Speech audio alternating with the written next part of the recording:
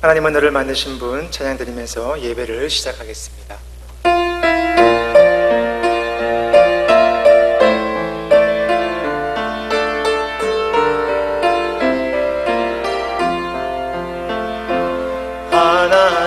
하나님은 너를 만드신 분, 너를 가장 많이 알고 계시며, 하나님은 너를 만드신 분, 너를 가장 깊이 이해하신단다.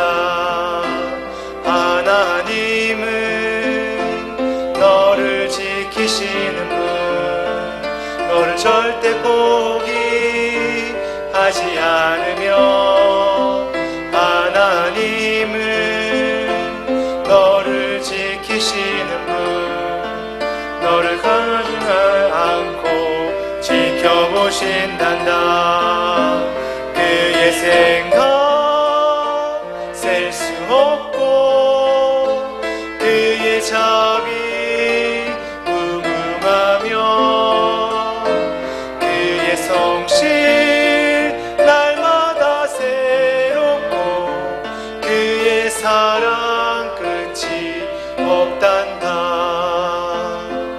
하나님은 너를 만드신 분, 너를 가장 많이 알고 계시며, 하나님은 너를 만드신 분, 너를 가장 깊이 이해하신단다. 하나님은 너를 지키시는 분, 너를 절대 포기하지 않으며, 하나님은 너를 지키시는 분, 너를 쉬지 않고 지켜보신단다. 그의 생각 셀 수 없고 그의 자비 무궁하며, 그의 성실 날마다 새롭고 그의 사랑 끝이 없단다.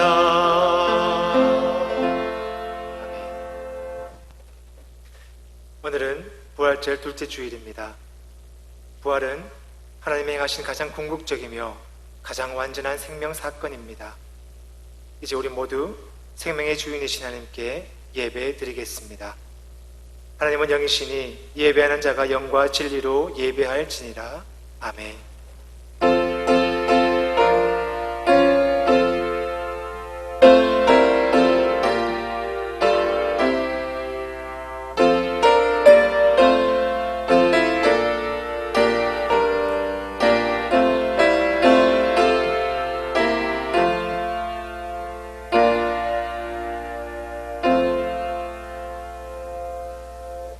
우리를 참 생명의 세계로 초대하시는 하나님의 사랑, 곧 십자가와 부활을 알게 하시고 믿게 하시고 증언하게 하신 그 은혜에 감사와 찬양을 드립니다. 우리는 하나님께서 행하신 그 놀라운 사랑을 이웃들에게 증언해야 할 사람들로 부름받았습니다. 이런 소명의 길을 흔들리지 않고 걸어갈 수 있도록 하나님 우리에게 바른 지혜와 용기를 허락하여 주옵소서. 이 시간 예수 그리스도의 십자가와 부활을 기억하면서 영상으로지만 형제 자매들이 한마음 한뜻으로 하나님 앞에 섭니다. 하나님만을 향하는 이 예배 가운데 임재하여 주옵소서. 자비와 긍휼이 충만하신 하나님, 우리를 불쌍히 여겨 주옵소서. 지난 한 주간에도 부름받은 자로서 하나님의 뜻을 알지 못했습니다. 아니, 알려 하지 않았던 모습일지도 모르겠습니다. 일상의 상투성에 떨어져서 하나님의 뜻과는 전혀 상관없는 삶을 살았습니다. 자신에게 절망하고 혹은 자신에게 열광했습니다. 진리와 생명의 영이신 성령을 밀어내고 나 자신을 고집스럽게 주장하면서 살아왔습니다. 하나님을 살아계신 하나님으로 함께하지 못했던 저희들에게 자비를 베풀어 주옵소서. 이제 우리 각자가 지은 은밀한 죄를 예수 이름 앞에 조용히 고백합니다.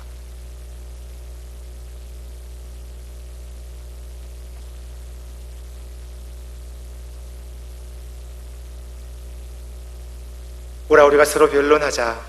너희의 죄가 주홍 같을지라도 눈과 같이 희어질 것이요 진홍같이 붉을지라도 양털같이 희게 되리라 말씀하신 그 하나님의 자비와 긍휼에 의지하여 죄 사함을 받은 자들이 드리는 이 예배를 기뻐 받아 주옵소서. 예수 그리스도의 이름으로 기도드립니다. 아멘. 나는 전능하신 아버지 하나님 천지의 창조주를 믿습니다. 나는 그의 유일하신 아들 우리 주 예수 그리스도를 믿습니다. 그는 성령으로 잉태되어 동정녀 마리아에게서 나시고 본디오 빌라도에게 고난을 받아 십자가에 못 박혀 죽으시고 장사된 지 사흘 만에 죽은 자 가운데서 다시 살아나셨으며 하늘에 오르시어 전능하신 아버지 하나님 우편에 앉아 계시다가 거기로부터 살아있는 자와 죽은 자를 심판하러 오십니다. 나는 성령을 믿으며 거룩한 공교회와 성도의 교제와 죄를 용서받는 것과 몸의 부활과 영생을 믿습니다. 아멘. 성시교독은 16번 시편 28편입니다. 함께 교독하시겠습니다. 여호와여, 내가 주께 부르짖어오니 나의 반석이여 내게 귀를 막지 마소서.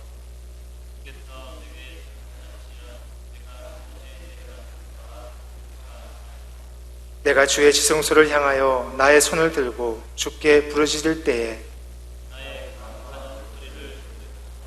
악인과 악을 행하는 자들과 함께 나를 끌어내지 마옵소서.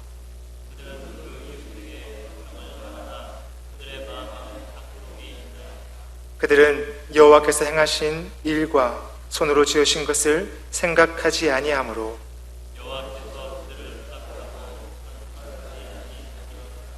여호와를 찬송하며 여호와는 나의 힘과 나의 방패이시니 다 같이요. 여호와는 그들의 힘이시요 그의 기름 부음 받은 자의 구원의 요새시로다. 아멘. 권혜경 장로님 기도하시겠습니다.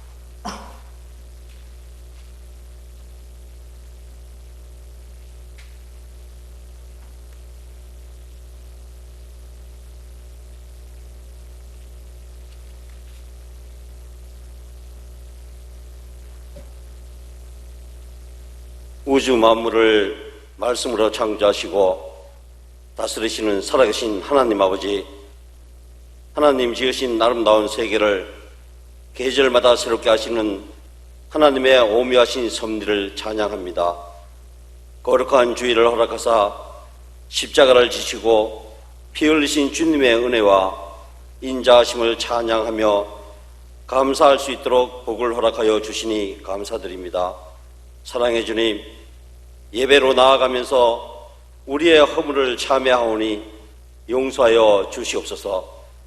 지난 한 주간도 세상 속에서 주님의 말씀과 가르침대로 행하지 못하였고 날마다 감사와 찬양으로 영광 돌리는 삶을 살지 못한 연약함을 고백하오니 세상의 푸르름과 같이 저희들의 신앙도 새로워지기를 원하옵니다. 전 세계에 창궐하고 있는 코로나19로 인하여 주님 전에 나와 예배조차 드리지 못하는 안타까운 현실을 모든 민족이 죄악을 다시 한번 고백하게 하시고 전능하신 하나님의 법과 말씀을 존중하고 의뢰하게 하시옵소서.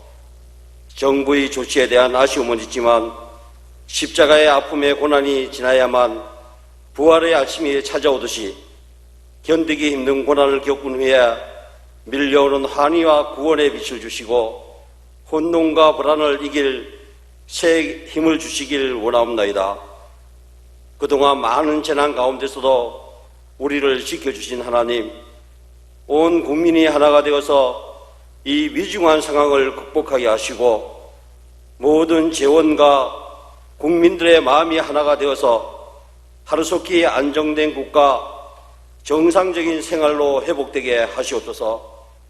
이번 코로나19 사태로 인하여 가족을 잃은 가정과 병마와 싸우고 있는 가족들을 위로해 주시옵고, 백신을 비롯한 모든 치료법이 하루라도 빨리 개발되어 바이러스를 퇴치하게 하여 주시옵소서. 이를 위해 노력하는 관계자와 일선에서 봉사하며 수고하시는 의료진과 자원봉사자들의 건강을 하나님의 권능과 사랑으로 지켜주시옵소서. 해외에서 주의 말씀을 전하는 선교사들을 기억하시고 코로나 바이러스로 인하여 복음 전하는 것을 방해받지 않게 하시옵소서. 오직 주님께서 역사하사 안전을 보장하시고 선교 사역에 필요한 물질도 풍족히 허락하시옵소서. 주님, 이 나라 이 민족을 불쌍히 여기시고 특별히 위정자들에게 하나님을 경외하는 마음을 주시고 나라와 민족을 위하여 헌신하며 일할 수 있는 뜨거운 마음과 함께 이 위기적인 상황을 헤쳐나갈 수 있는 지혜를 주시옵소서. 지난주 4.15 총선에서 선출된 모든 국회의원들이 국민에게 약속한 초심을 잃지 않고 국가의 희망찬 미래를 위해 열심히 일하고 국가가 안정되도록 헌신하며 봉사하는 지도자들에게 인도하여 주시옵소서. 힘과 능력이 되시는 아버지 하나님, 주님의 몸된 저희 교회가 주님의 말씀과 은혜로 사랑의 열매를 맺게 하시고 세상에서 수고하고 무거운 짐진 자들이 쉼을 얻고 꿈과 소망을 가질 수 있는 효목중앙교회 되게 은혜 베풀어 주시옵소서. 특별히 우리 교회의 젊은이들에게 영적인 분별력을 주셔서 이단에게 유혹되지 않게 하시며 세상을 보는 명철과 지혜를 주셔서 세상을 선도할 수 있는 자녀들 될 수 있도록 성령님께 인도하여 주시옵소서. 사람이 마음으로 자기의 길을 계획할지라도 그 걸음을 인도하는 자는 여호와시니라고 말씀하셨듯이 우리 교회가 계획한 모든 행사를 주님께서 일일이 간섭하시어 주님의 나라가 확장될 수 있도록 역사하여 주시옵소서. 오늘도 각 처소에 흩어져 있는 성도님들을 위해 성전을 지키며 눈물로 기도하고 말씀을 준비하신 안강모 담임 목사님, 영육간의 건강 지켜주시고 하나님 말씀을 전하실 때 성령 충만함을 주셔서 강력한 성령의 임재 아래 우리 모두가 주님의 은혜를 받도록 인도하여 주시옵소서.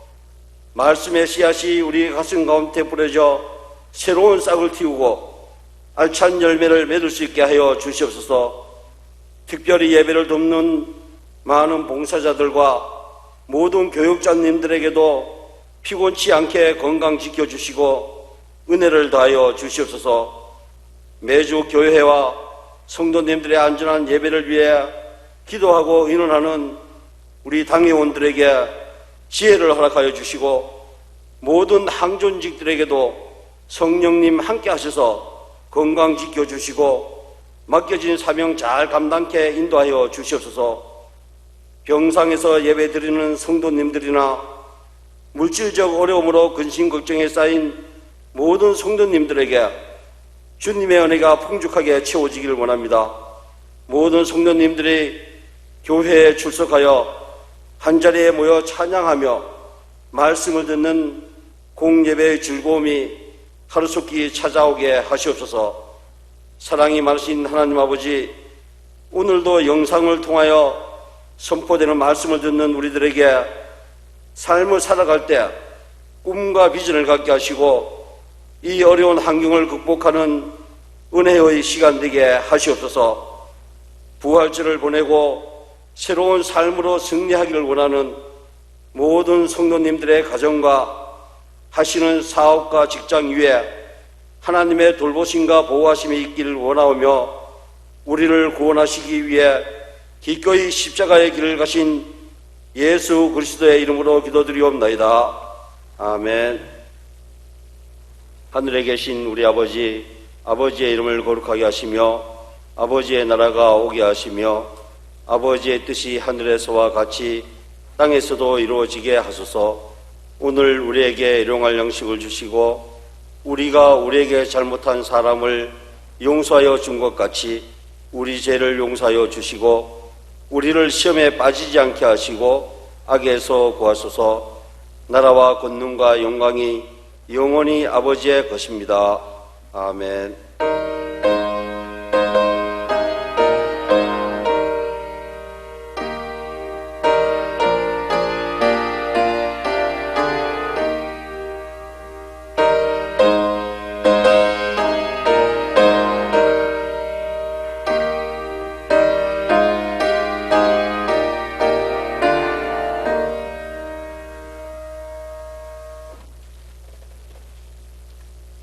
오늘 우리에게 주신 하나님의 말씀은 사도행전 9장 1절로 9절까지의 말씀입니다. 신약성경 201페이지에 있습니다. 사도행전 9장 1절로 9절까지의 말씀을 봉독하겠습니다. 사울이 주의 제자들에 대하여 여전히 위협과 살기가 등등하여 대제사장에게 가서 다메섹 여러 회당에 가져갈 공문을 청하니 이는 만일 그 도를 따르는 사람을 만나면 남녀를 막론하고 결박하여 예루살렘으로 잡아오려 함이라.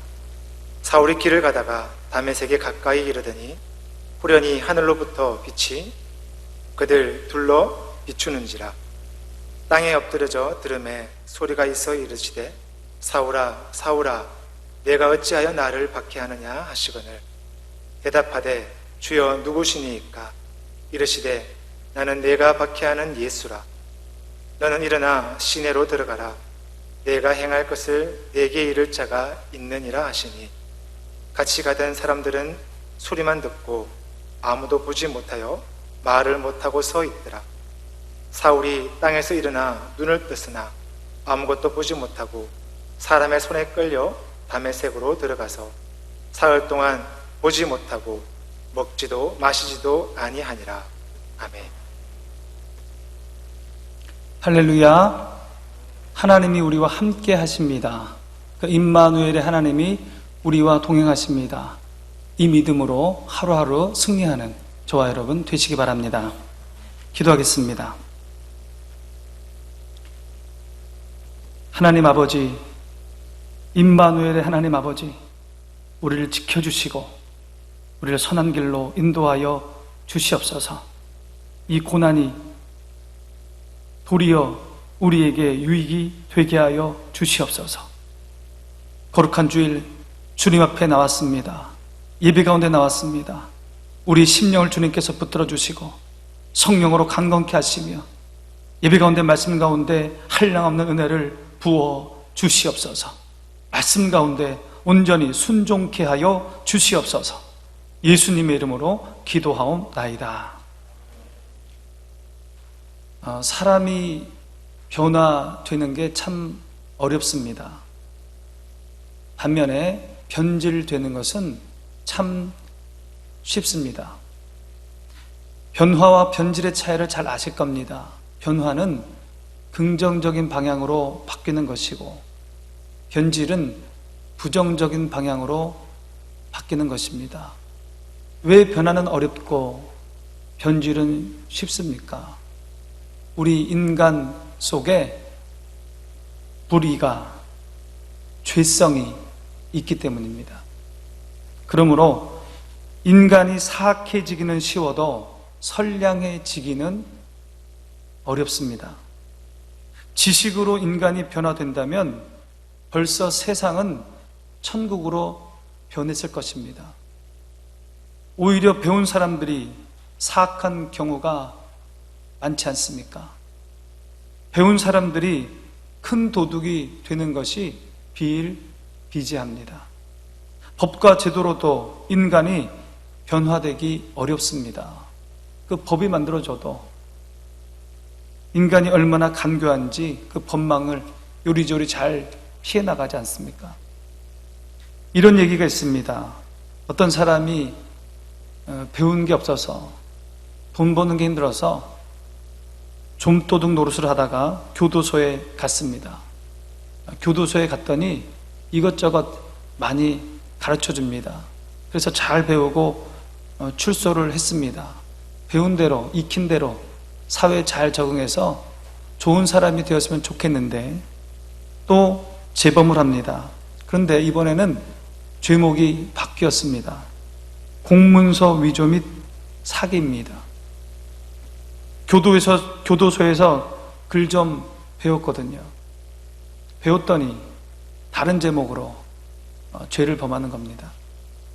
배우든 못 배우든 인간이 근본적으로 변화된다는 것이 정말 어렵다는 것입니다. 그런데 오늘 본문에 보니까 인간이 철저히 변화된 케이스가 소개되고 있습니다. 그 주인공이 누굽니까? 사울입니다. 바울이라고도 합니다. 사람이 완전히 달라졌습니다. 새 사람이 되었습니다. 후에 사도가 됩니다. 그래서 사도 바울이라고 그렇게 부르지 않습니까? 어떻게 이런 일이 가능했습니까? 결론부터 말씀드리면 부활하신 예수님을 만났기 때문입니다. 살아계신 하나님의 아들 예수님을 만나면 인간이 변화될 수 있습니다. 아니, 반드시 변합니다. 예수님을 만나면 변합니다. 개인차가 있기는 하지만 만일 변화되지 않는다면 예수님을 만나지 못한 겁니다. 예수님을 만나서 변화되는 것을 가리켜 회심이라고 합니다. 영어로는 컨버전입니다. 방향 전환을 뜻합니다. 그러니까 예수님을 만나면 인생이 180도로 변화된다는 겁니다. 사울은 자신의 체험을 바탕으로 회심을 이렇게 설명했습니다. 고린도후서 5장 17절입니다. 그런즉 누구든지 그리스도 안에 있으면 새로운 피조물이라 이전 것은 지나갔으니 보라 새 것이 되었도다. 예수 믿기 전에 그 이전 것은 다 지나가고 새 것이 되었다고, 새롭게 변화되었다고 그렇게 고백합니다. 여러분, 용광로를 아시지 않습니까? 용광로. 수집된 각종 고철을 이 용광로에 넣으면 쇳물이 되어서 나옵니다.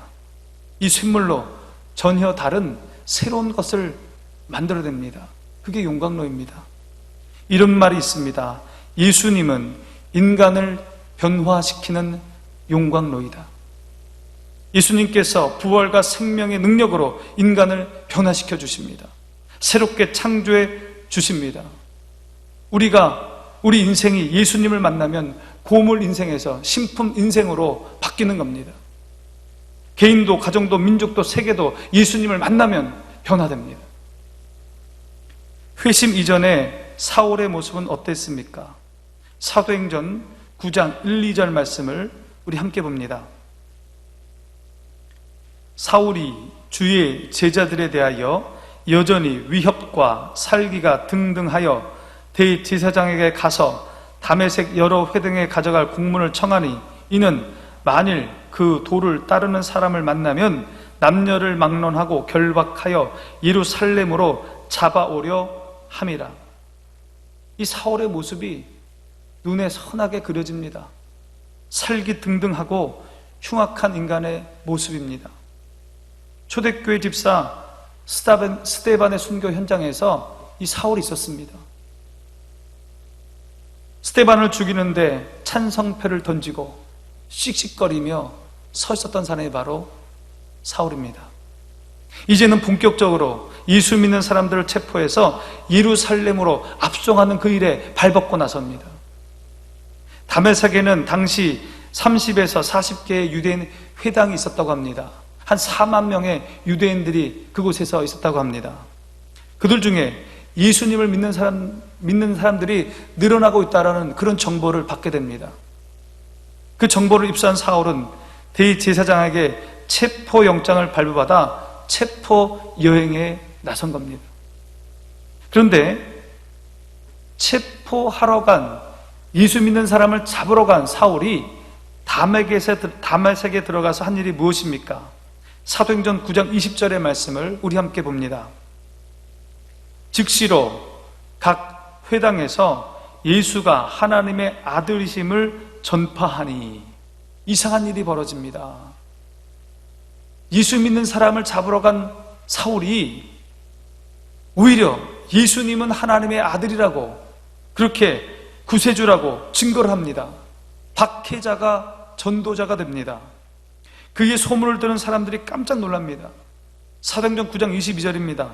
사울은 힘을 더 얻어 예수를 그리스도라 증언하여 다메섹에 사는 유대인들을 당혹하게 하니라.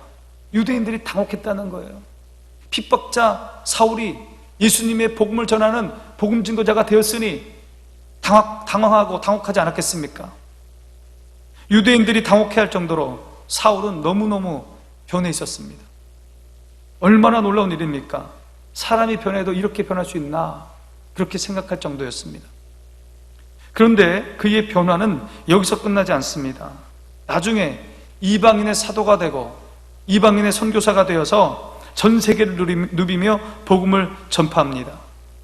그가 세운 교회들을 돌보기 위해서 편지를, 서신들을 쓰게 되는데 그 서신들이 신약 성경으로 공리되지 않습니까?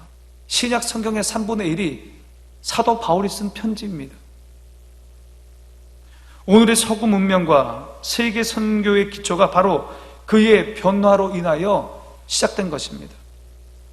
그는 이렇게 복음 전도자로 살다가 마지막 네로 황제의 박해 때인 AD 67년경 참수형으로 순교를 당합니다.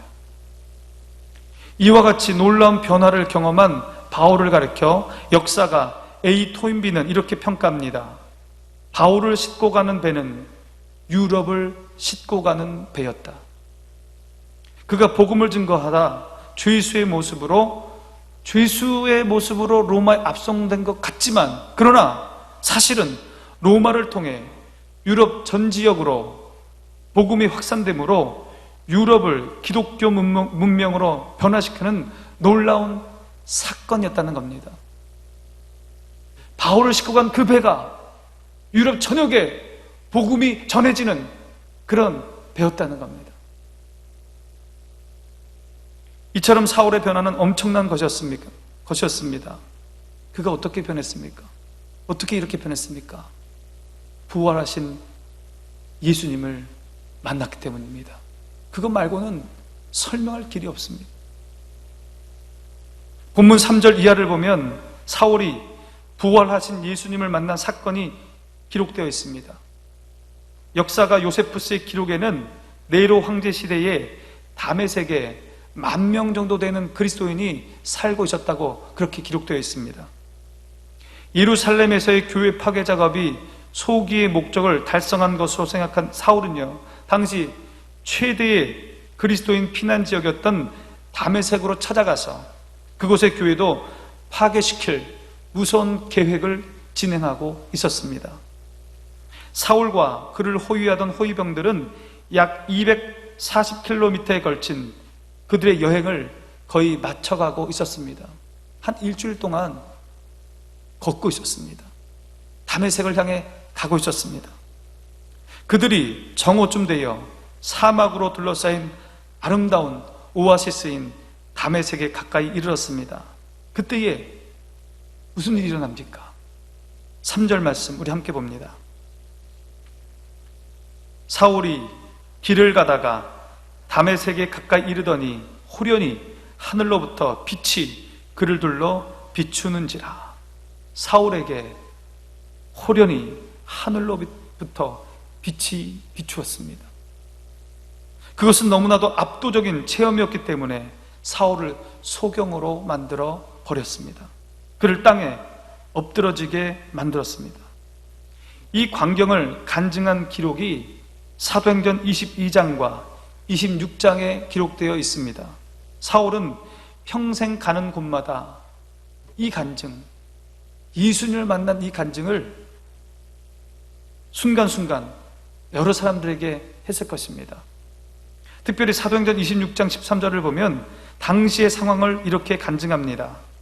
왕이여, 정오가 되어 길에서 보니 하늘로부터 해보다 더 밝은 빛이 나와 내 동행들을 둘러 비추는지라. 왕이여, 여기서 왕은 유대의 분봉왕인 아그리빠 왕이었습니다. 아그리빠 왕에게 자신이 지금 간증을 하고 있는 거예요. 예수님 만난 그 일을 간증하고 있습니다. 그 빛은 정오의 햇빛보다 더 밝은 빛이라고 했습니다. 여러분, 정오의 햇빛보다 더 밝은 빛이 있습니까? 이 세상에 정오의 밝은 빛보다 더 밝은 빛이 무슨 빛입니까? 창조주 하나님의 빛입니다. 부활하신 그 예수님의 빛입니다. 그 빛이 사울에게 비춘 것입니다. 그 앞에 사울이 꼬꾸라졌습니다. 사울과 예수님이 어떤 대화를 하십니까? 4절 5절 말씀 우리 함께 봅니다. 땅에 엎드러져 들음에 소리가 있어 이르시되 사울아 사울아 내가 어찌하여 나를 박해하느냐 하시거늘 대답하시하여 하되 주여 누구시니이까 이르시되 나는 내가 박해하는 예수라. 사울은 부활하신 예수님을 만나고 소스라치게 놀랐을 것입니다. 아니 십자가에 죽은 그 예수가 살았단 말이냐? 그렇다면 정말로 그가 하나님의 아들이란 말이냐? 아마 그렇게 생각했을 것입니다. 사울은 자신이 핍박했던 그 예수님을 보게 되었습니다. 그리고 그 주님의 목소리를 듣게 됩니다. 그는 자신의 주인됨을 발견하게 됩니다. 그는 자신이 회방자요 박해자와 폭행자임을 그때 깨닫게 됩니다. 자신의 죄악된 모습과 함께 또 다른 놀라운 사실을 발견하게 되는데 나사렛 예수가 살아있다는 겁니다. 나사렛 예수가 살아있던 것, 그것을 사울은 알게 된 겁니다. 그때 당시에 주님의 제자들은 주님의 부활을 힘있게 증거하였습니다. 사울은 그것을 인정하지 않았습니다. 그렇게 예수님이 부활했다고 증언하고 다니는 그 사람들 잡기 위해서 지금 다메섹으로 온 것 아닙니까? 그런 그가 극적으로 그 부활의 예수님을 만난 것입니다. 그는 그때 예수님의 부활을 믿게 되었습니다. 아, 그 예수님이 하나님의 아들이었구나. 그것을 믿게 되었습니다. 사울은 그 충격으로 눈이 멀어졌습니다. 부축을 받아 다메섹 성에 들어간 후에 사흘간 식음을 전폐합니다. 이때 예수님은 제자 아나니아를 보냈고 아나니아의 안수 기도로 그에게 놀라운 일이 벌어집니다. 사도행전 9장 18절 말씀 우리 함께 보겠습니다. 즉시 사울의 눈에서 비늘 같은 것이 벗어져 다시 보게 된지라 일어나 세례를 받고 사울의 눈에서 비늘 같은 것이 벗겨집니다. 이것은 멀었던 육안이 치유되었다는 겁니다. 멀었던 눈이 밝아진 겁니다. 또 다른 상징은 무엇이냐? 영안이 열린 것입니다. 영안이 열린 것입니다. 영의 눈이 떠진 것입니다. 이제 사울은 더 이상 과거의 그가 아니었습니다. 완전히 새 사람으로 영의 눈이 떠진 하나님을 바라보는 그런 사람으로 변한 것입니다. 사울의 변화는 전적인 변화였습니다. 전인적인 변화였습니다. 모든 것이 변화되었습니다. 인격도 가치관도 그가 꿈꿨던 인생 목적도 다 바뀌었습니다. 그런 인격이 변화되었습니다. 사울은 본문에서 보는 대로 살기 등등한 사람이었습니다. 열심은 있었는데 늘 좌충우돌하고 많은 사람들을 비판했던 거칠었던 사람이었습니다. 자기가 배운 율법을 가지고 남을 비판하고 책망하는 데 몰두했던 참으로 까다로운 사람이었습니다. 그런데 그가 어떻게 변합니까? 사도행전 뒷부분과 바울 서신을 읽어보면 여유 있고 부드러운 사람이 됩니다. 온유하고 겸손한 인격자가 됩니다. 회심 전의 사울과는 180도 달라진 그의 인격을 단적으로 보여주는 구절이 있습니다. 데살로니가 전서 2장 7절입니다. 우리는 그리스도의 사도로서 마땅히 권위를 주장할 수 있으나 도리어 너희 가운데서 유순한 자가 되어 유모와 자기 자녀를 기름과 같이 하였으니 유순한 자가 됐다는 거예요. 자신은 유순한 자가 됐다. 유순한 것을 영어 성경에서 젠틀로 번역했습니다. 젠틀. 사울은 유순한 자, 젠틀맨이 됐습니다. 바뀌었다는 겁니다. 젖먹이 어미처럼 그렇게 부드러운 사람, 여유 있는 사람, 그런 사람이 됐다는 것. 사도 바울은 이렇게 말합니다. 빌립보서 2장 5절입니다. 너희 안에 이 마음을 품으라. 곧 그리스도 예수의 마음이니. 사도 바울은 예수의 마음을 품기 시작했습니다. 겸손의 마음을 품기 시작했습니다. 사도 바울의 인격은 예수님을 만난 이후로 계속 새로워졌고 변화되어졌고 날로 새로워지기 시작했습니다. 부활의 예수님을 만난 후에 사울은요, 가치관이 변화되었습니다. 가치관이. 그는 좋은 집안에서 태어나 당대 최고의 교육을 받은 사람입니다. 당대 최고의 율법학자 가말리엘의 문화생이었고 바리새인 중에 바리새인이었습니다. 종교 귀족이었습니다. 그 당시는 이거면 전부 아닙니까? 종교 귀족이에요. 게다가 당시로는 특권층에 해당하는 로마 시민권자였습니다. 더 바랄 게 없는 그런 사람이었습니다. 한마디로 모든 조건을 두루 갖춘 장래가 촉망되는 젊은이였습니다. 세속적 기준으로는 그렇단 말입니다. 세속적 기준으로는 갖출 걸 다 갖춘 사람이었다는 거예요. 그는 세상의 부와 명예와 권세를 추구했습니다. 그가 예수 믿는 사람을 핍박한 것도 보다 나은 권세와 명예를 얻기 위해서였습니다. 그런데 사울이 예수님을 만난 후에 가치관이 완전히 달라졌습니다. 과거에 그렇게 집착했던 그것들을 배설물로 여겼습니다. 하나님이 기뻐하시는 것을 기뻐하기 시작했고 하나님이 좋아하는 것을 좋아하기 시작했습니다.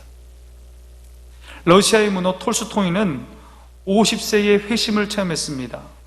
어려서부터 교회는 다녔습니다. 어려서부터 신자라고 그렇게 얘기했습니다. 그러나 50세에 예수님을 인격적으로 만나게 됩니다. 그리고 55세에 그는 이렇게 고백했습니다. 나는 5년 전에 비로소 예수님을 믿게 됐다. 전에 원하던 것은 지금은 원치 않고 전에 원치 않던 것을 지금 원한다. 바뀌었다는 거예요. 5년 전에는 내가 하고 싶은 것, 내 욕망 따라 살았는데 지금은 예수님이 좋아하는 것, 그것 따라 산다. 그런 고백 아닙니까?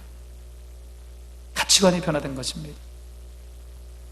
바울은 골로새서 3장 2절 5절에서 이렇게 말씀합니다. 우리 함께 봅니다. 위의 것을 생각하고 땅의 것을 생각하지 말라. 그러므로 땅에 있는 지체를 죽이라. 곧 음란과 부정과 사욕과 악한 정욕과 탐심이니 탐심은 우상 숭배니라. 세상의 가치관이 하늘나라의 가치관으로 바뀐 것입니다. 부활의 예수님이 이렇게 사도 바울을 바꿔 놓았습니다. 사울은요, 인생의 목적도 바뀌었습니다. 회심 이전의 사울은 세상의 좋은 조건을 갖고 있었고 그것을 계속 누려가는 것이, 세상의 그 좋은 조건들을 누려가는 것이 그게 삶의 목적이었습니다. 그런데 그런 조건을 아무리 추구하고 성취해도 만족이 없고 허무했습니다. 권세가 높아지고 재물이 늘어나도 마음에 만족이 없는 겁니다. 그래서 더욱 열심을 냈습니다. 다메섹에 예수 믿는 사람들을 체포하러 간 것도 다 그런 목적 때문입니다. 그런데 그가 이제 완전히 달라졌습니다. 고린도전서 10장 31절입니다. 함께 봅니다. 그런즉 너희가 먹든지 마시든지 무엇을 하든지 다 하나님의 영광을 위하여 하라. 무슨 일을 하든지 그 목적이 달라졌습니다. 사도 바울은 이제 무슨 일을 하든지 하나님의 영광을 위하여, 그것이 목적이 된 사람이 되었습니다. 인간은 사명을 확신하지 못하면 허무합니다. 많은 사람들이 소유가 많으면 행복할 것이라고 생각합니다. 그럼 착각입니다. 금세 사라져버립니다. 화무 11홍, 권불 10년입니다. 붉은 꽃이 10일 이상 가지 않습니다. 권세가 10년 이상 가지 못합니다. 다 험한 것입니다. 그러므로 세상의 소유에 목숨을 걸면 반드시 허무해집니다. 중요한 것은 소유를 얻되 무엇을 위하여 얻느냐는 겁니다. 권세를 얻되 권력을 얻되 무엇을 위해 얻느냐는 겁니다. 그것이 바로 사명입니다. 사울은 회심 이후에 사명을 발견했습니다. 내가 어떻게 누구를 위하여 무엇을 위하여 살아야 하는지를 사도 바울은 깨달았다는 겁니다. 그는 밀레도 고별 설교 가운데 이렇게 고백합니다. 사도행전 20장 24절 말씀 함께 보겠습니다. 내가 달려갈 길과 주 예수께 받은 사명 곧 하나님의 은혜의 복음을 증언하는 일을 마치려 하면은 나의 생명조차 조금도 귀한 것으로 여기지 아니하노라. 그 사명을 위해서 목숨조차 아깝지 않다는 사도 바울의 고백입니다. 이 고백은 밀레도에서 했던 고별 설교입니다. 이 설교를 마치고 사도 바울은 예루살렘으로 갑니다. 잡히기 위하여 갑니다. 예루살렘에 간 바울은 즉시 유대인들에게 체포가 되고 그리고 죄수의 몸으로 로마로 이송이 됩니다. 그는 순교 직전 감옥에서 기록한 디모데 후서에서 최후 진술과 같은 메시지를 남깁니다. 디모데 후서 4장 7절부터 8절까지의 말씀 우리 함께 봅니다. 나는 선한 싸움을 싸우고 나의 달려갈 길을 마치고 믿음을 지켰으니 이제후로는 나를 위하여 의의 멸류관이 예비되었으므로 주곧 의로우신 재판장이 그날에 내게 주실 것이며 내게만 아니라 주의 나타나심을 사모하는 모든 자에게 도니라. 사울은 부활의 예수님을 만나 회심을 경험하게 되었고 그의 인생 목적이 완전히 변화된 사람이었습니다. 그리고 그는 그 목적을 따라 일평생 주님의 부르신 사명을 따라 살게 된 것입니다. 여러분, 예수님을 만나면, 부활의 예수님을 만나면 우리 인생 목적이 바뀌는 겁니다. 여러분, 여기에 중요한 것이 있습니다. 사울이 회심을 경험한 것, 인격이 변하고 가치관이 변하고 인생 목적이 변한 것, 그래서 사도 중에 사도가 된 것, 이 모든 것이 하나님의 은혜였다는 겁니다. 하나님의 은혜였습니다. 주께서 사울을 이방인의 사도로 선택했기 때문에, 하나님이 먼저 그를 찾아오셨기 때문에 일어난 사건들이었습니다. 사도행전 9장 15절의 말씀 함께 봅니다. 주께서 이르시되 가라, 이 사람은 내 이름을 이방인과 임금들과 이스라엘 자손들에게 전하기 위하여 택한 나의 그릇이라. 택한 나의 그릇이라. 주의 제자 아나니아는 다메섹으로 들어온 이 핍박자 사울을 만나기 꺼려합니다. 눈이 멀어서 다메섹에 들어오지 않습니까? 주님이 이 아나니아에게 그를 만나라고 얘기하는 거예요. 근데 이 아나니아는 만나기 싫어요. 핍박자 이 사울 만나기 싫습니다.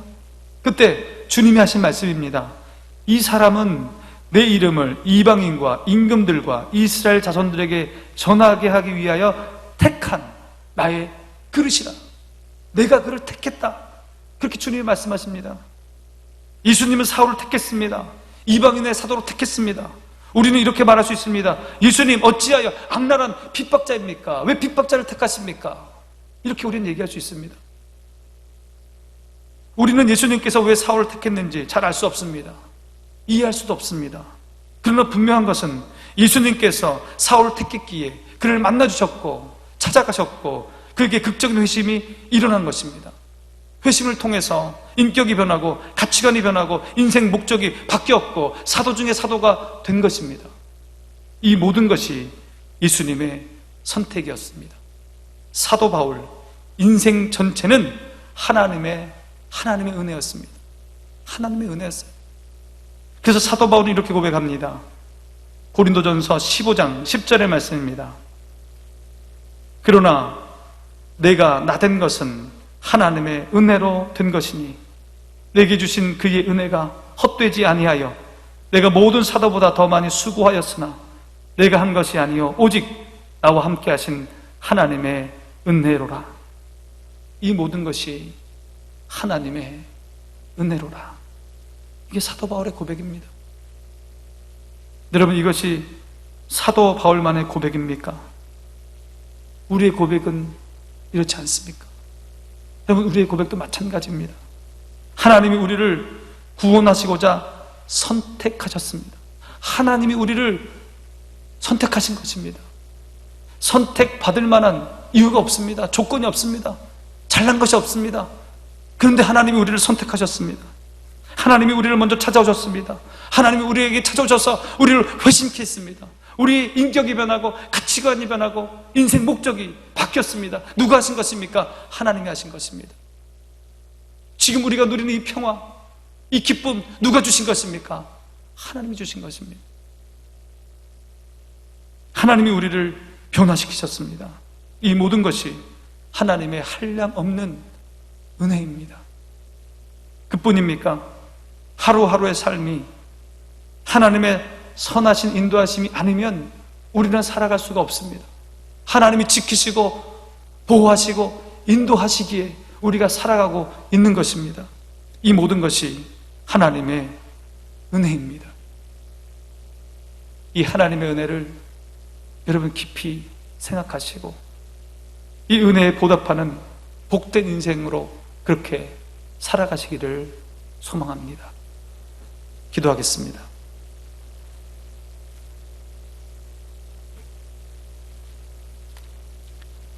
하나님 아버지, 부활하신 예수님을 인격적으로 만나게 하여 주시옵소서.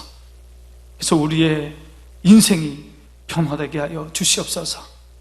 인격이 변하고 가치관이 변하고 인생 목적이 변화되어지는 복된 인생 되게 하여 주시옵소서. 예수님의 이름으로 기도하옵나이다. 찬송가 304장 함께 찬송 드리면서 준비하신 예물을 드리겠습니다.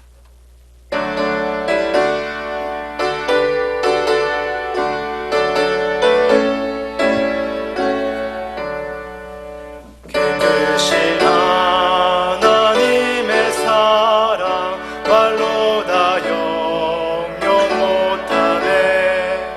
저 높고 높은 별을 넘어 이 낮고 낮은 땅 위에 죄범한 영혼 구하려 그 아들 보내사 화목제물 삼으시고 죄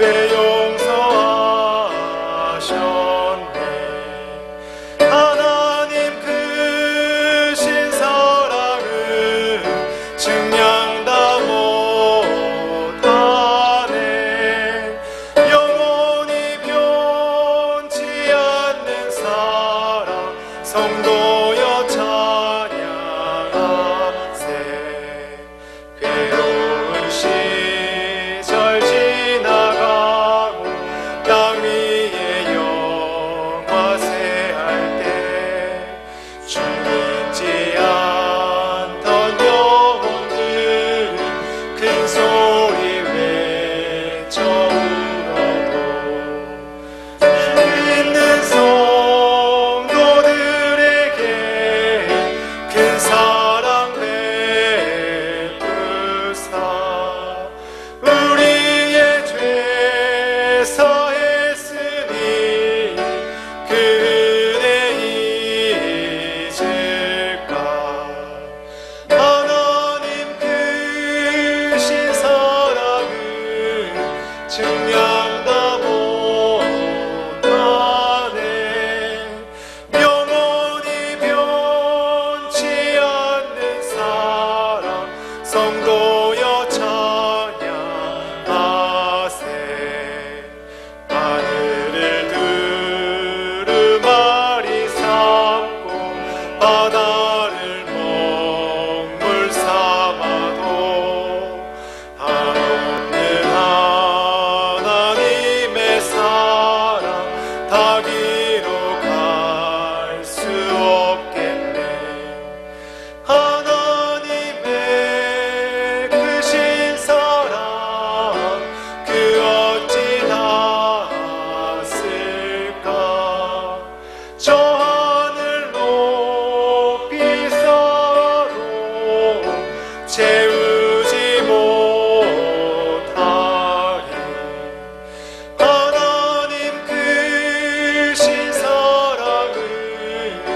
측량 다 못하네.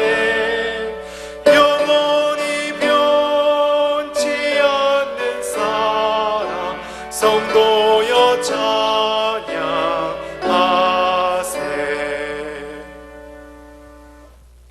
기도하겠습니다.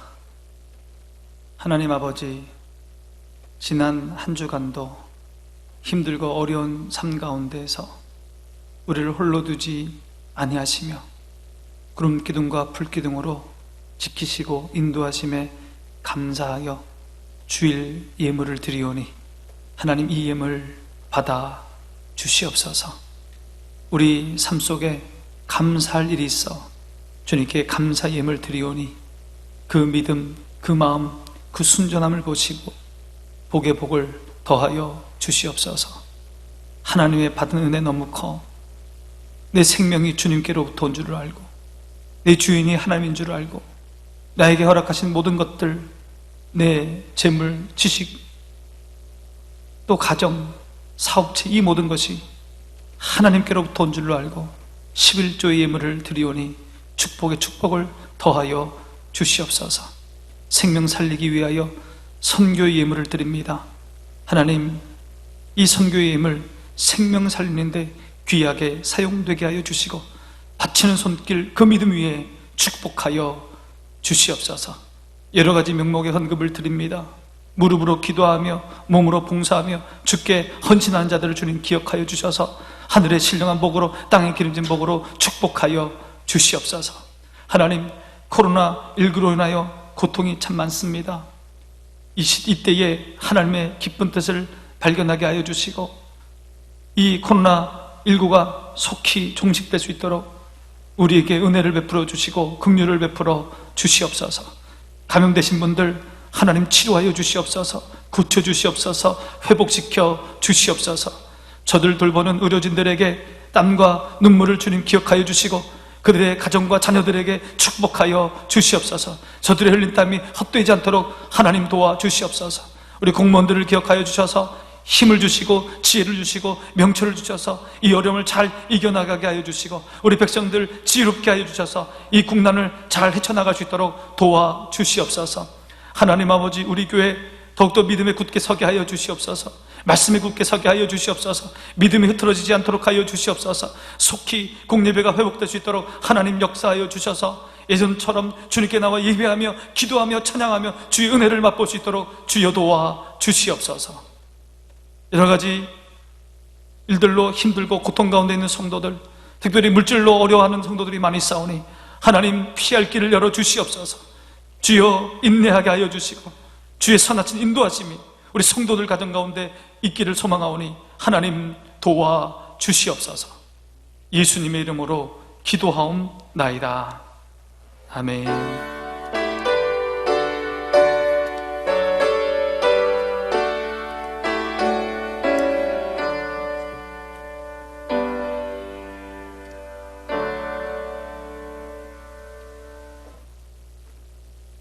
임마누엘의 하나님, 여러분 그 하나님 잊지 마시고 힘든 속에서도 꼭 하나님의 은혜를 기억하시면서 승리하시기 바랍니다. 교회 소식을 알려드립니다. 돌아오는 주일 4월 26일부터는 전 교인이 예배당 예배를 드리겠습니다. 정부의 방역 준칙을 철저히 지키며 예배를 드리겠습니다. 이미 공지한 대로 오전 9시 예배, 오전 11시 예배, 오후 1시 예배, 오후 3시 예배, 이렇게 4번에 걸쳐 예배를 드립니다. 여러분 이제 신청하셨을 텐데 신청하신 대로 예배 드리고 또 조정을 좀 해야 됩니다. 계속 우리가 조정하고 있는데 조정하신 대로 그렇게 오시면 되겠습니다. 교회 문은 예배 전 30분 전에 개방을 합니다. 오실 때에 마스크를 꼭 착용해 주시기 바랍니다. 예배당에 입장할 때 발열 체크, 손 소독, 명단 체크가 있습니다. 원활한 입장을 위해서 20분 정도 일찍 오시면 대단히 고맙겠습니다. 본당에 올라가시면 앉을 수 있도록 표시되어 있는 자리가 있습니다. 그린존이 있습니다. 거기에 앉으시면 되겠습니다. 여러 가지 사정으로 예배당 예배를 드리지 못하는 우리 성도님들은 가정에서 영상 예배를 드리시면 되겠습니다. 문의사항은 우리 교육자들한테 교회로 전화 주시면 알려드리겠습니다. 수요 기도회는 가정에서 영상으로 드리시겠습니다. 매일 말씀 묵상 홈페이지에서 보실 수 있습니다. 기도 운동하고 있습니다. 여러분 이럴 때일수록 더 기도에 힘을 쓰시고 또 시간이 정해져 있습니다. 이 시간에 합심해서 함께 기도하는 저와 여러분 되시기 바랍니다. 온라인으로 우리 헌금을 하고 있는데 적극 동참해 주시기 바랍니다. 김숙녀 집사님 계속 입원해 계십니다. 위에서 기도해 주시기 바랍니다. 성경 백독운동 김선미 집사님, 권화자 집사님 1독씩 추가하셔서 37독이 되었습니다. 우리 모두 일어나셔서 찬송가 488장 1절과 4절을 찬송하겠습니다.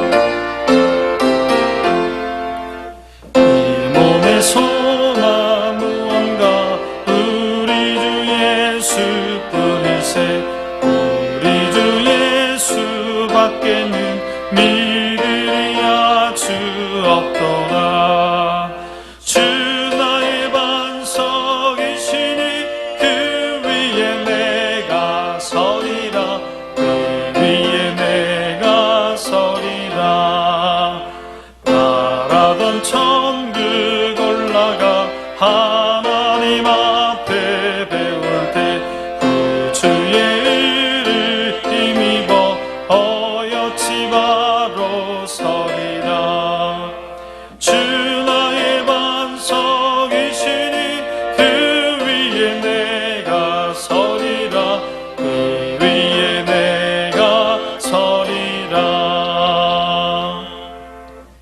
이제는 우리 주 예수 그리스도의 은혜와 하나님의 사랑과 성령의 교통하심이 부활의 예수님을 만나 인생이 변화되고 인격이 바뀌고 가치관이 바뀌고 인생 목표가 바뀌어서 복된 삶을 살기 원하는 우리 성도들과 효목중앙교회와 이 나라 이민족교회 이제로부터 영원토록 함께 하시기를 간절히 축원하옵나이다.